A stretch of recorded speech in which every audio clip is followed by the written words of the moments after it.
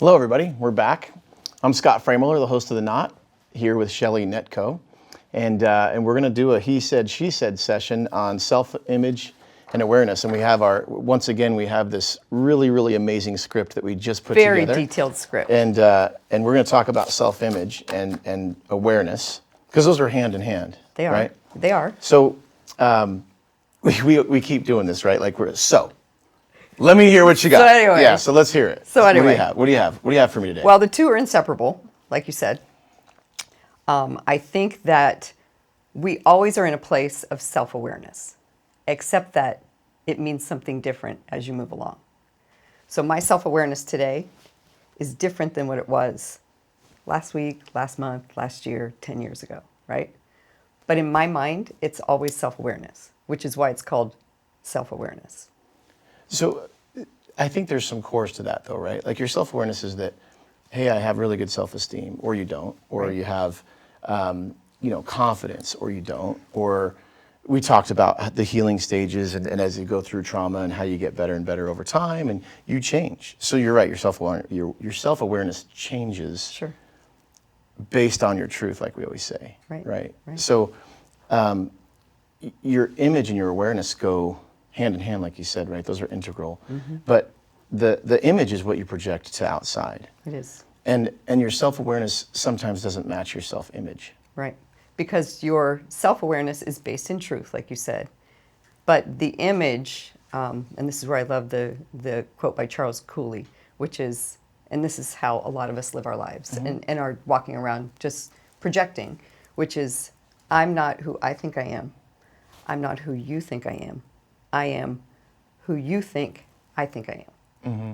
So I'm walking around, a lot of people are walking around living this life where they're playing out what they think their parents want them to be, their spouse wants them to be, their boss wants them to be, their kids want them to be, or their parent, just the whole thing. So we don't truthfully stand in self-awareness of who we are, and we continually live this out daily and are trying to make sure that other people are okay with who we are. And that's not self-awareness, but it is a self-image. So that's great. Like, I love, when you talk like that, I'm like, oh, okay, now I get it, right? It makes sense. Right. Let me say, though, that your self-awareness is based on your truth. Mm-hmm. And it's based on where you're at in your healing, right? If you need to heal. Some people don't. Some people are just perfect, right? I'm not one of those people, but I hear there are some. So you have this truth, and you are self-aware, and you share the truth with people around you. Now, I think self-awareness and self-image is a filter, the way I think about it in my head, right? Okay. And the reason why I say that is if you're truthful with who you are, and you have a healthy self-awareness based on truth of who you really are, and you match your self-image to that, people who aren't cool with that won't be around. You know what I'm saying? I think sometimes what happens is, like, we talk about how this relates to trauma, because everything in he said, she said relates to trauma. And if you're in a low place, your self-awareness isn't going to be truly what it is, and your self-image probably isn't going to be truly what it is, and people will perceive you differently because you're going to have a different energy. Well, it depends on how it plays out. So, I mean, I think we have a agree to disagree on self-awareness. Okay. Because if I'm in a low place, then that's my self-awareness, is I'm in a low place, my life sucks, everything is shit, and I feel like I can't move forward. That's my awareness at that time. So we're talking about as you grow and as you change and as you move forward and as you learn more and adapt and become a more evolved self, then your self-awareness grows, but that's yourself. I think we're on the same page, though. Okay. Here's why I say that. Because, yes, that's one stage of it. But what about self-awareness where it's a subconscious thing? Something totally shitty happens in your life, and subconsciously you're messed up, and you're reacting to things differently or whatever. That's a self-awareness that you're not really self-aware, but it's not purposeful. It's because you're just not self-aware. It's like a protection thing. Yeah, that's the image that takes over in the response to trauma. Right. And sometimes you hide that. Right.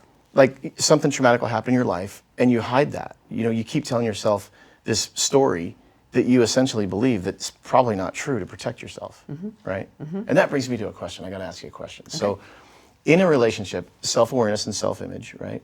Because people have an image they want to protect, and they'll protect it to the end of days. however they do it.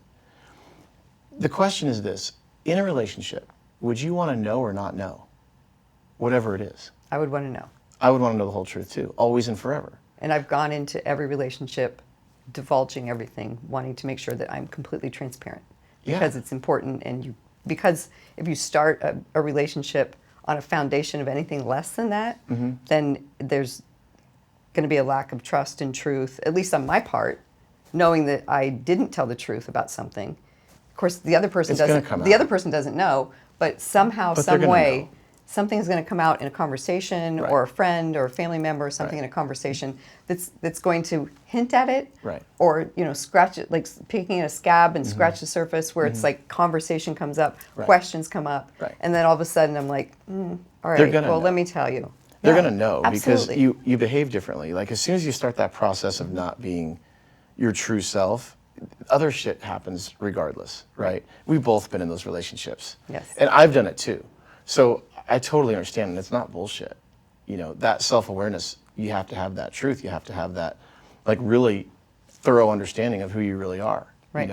And we talked about EMDR, Carrie, that she was an amazing story she Amazing. told. But not only, I mean, the traumatic event wasn't amazing, but everything that happened after that and before that is pretty incredible. She's an amazing lady. She is very strong. And I'm so impressed by that, that trauma affected how she sees the world. Like she said it changed her personality. And she knows that. That's self-aware. Or My trauma changed mine, yes. yeah, absolutely, right? And I think, even her story triggered, and that's amazing. Like that's so incredible how you forget things sometimes and it's subconscious, and then you're like, oh my God. And that self-awareness to know that you have that trauma, and then share it with somebody, whether it's a traumatic event or event in a relationship or whatever it is, and you share it with somebody, so then they know how to handle you when you do, react to a trigger or whatever, right? Like I gave you a hug. I was like, man, everything's gonna be okay. I'm not trying to make you cry. No, I'm you're just fine. saying, like, because And I I know appreciate your it, by the history, way. right? Like I know your history, Yes. and I'm like, fuck, you're hurting. Yes. And I knew something was wrong as soon as we were done, and I got up and I looked. I was like, what's wrong? Yeah. And you're self-aware enough to be like, okay, I just triggered No, on that. I knew. That's amazing. Yeah, she mentioned something about after her husband died, and she created a moat around the house Yeah. to only allow certain people in Right. that she felt safe with, and it was a boundary. And I'd never had boundaries in my life before my husband passed away. Right. So I did the same thing, not even realizing that's what I was doing right after he passed away. And everyone wanted to call, and they were texting, and I gave my daughter my phone and let her take care of it, which when I think about that, she was going through the same trauma. But as soon as I heard her say that, all of a sudden I remembered, wow, that's 14 years ago, and it put me back in that place. I was standing in front of the front door. I remember the first person who walked in the door, and it just replayed it. But that's self-awareness. Is today I know that, and I took a moment and everything. Yeah. But it's just like You at continue that to time process. you don't know, and you continue to process. Yeah. And then the continuing to process it, and what you do with it and how you integrate that information is what happens next. And then Right. that can affect, I think, your self-image, right? Well, I think so too. It also affects, your self-image, how other people perceive you. But if you held that back, Right. and you weren't truthful, and you're like, oh no, everything's fine, Right? then my self-image of you would change, or my image of you would change, Sure. right? Because if you try to protect yourself all the time and you're not truthful, and we always go back to, hey, how's your day going? Oh, it's amazing. Oh my God, when it's really not. Right. That's lying. And then you're back to that same issue we start with in the beginning, right?